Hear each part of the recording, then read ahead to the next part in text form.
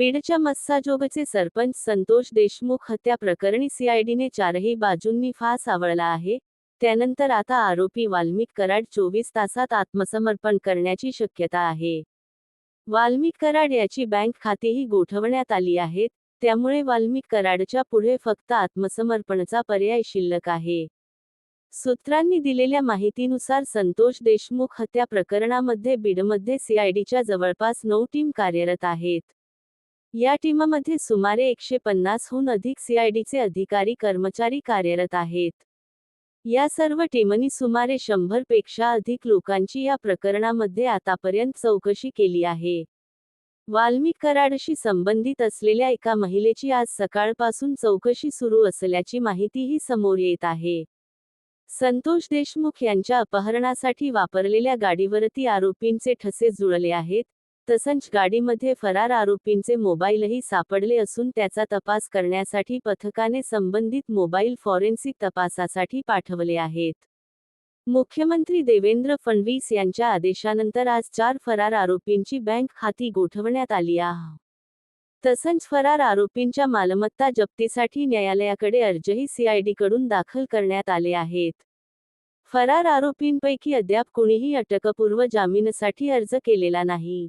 आरोपींपैकी फक्त एका आरोपीकडे पासपोर्ट होता. तोही आरोपी अटकेत असल्यामुळे इतर आरोपी परदेशी जाण्याचा अधिकृत मार्ग बंद आहे.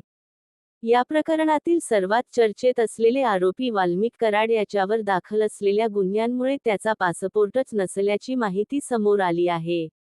वाल्मिक कराडशी संबंधित असलेल्या एका महिलेची आज सकाळपासून चौकशी सुरू असल्याची माहितीही समोर येत आहे.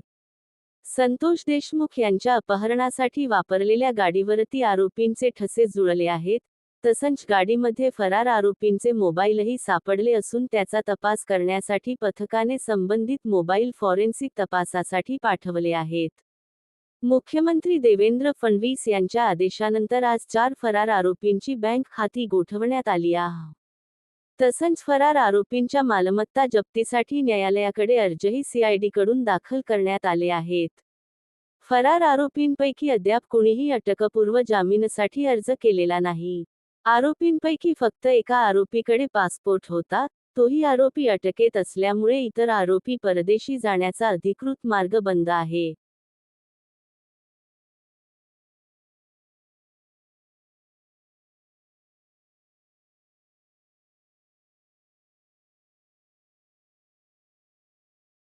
या प्रकरणातील सर्वात चर्चेत असलेले आरोपी वाल्मिक कराड याच्यावर दाखल असलेल्या गुन्ह्यांमुळे त्याचा पासपोर्टच नसल्याची माहिती समोर आली आहे.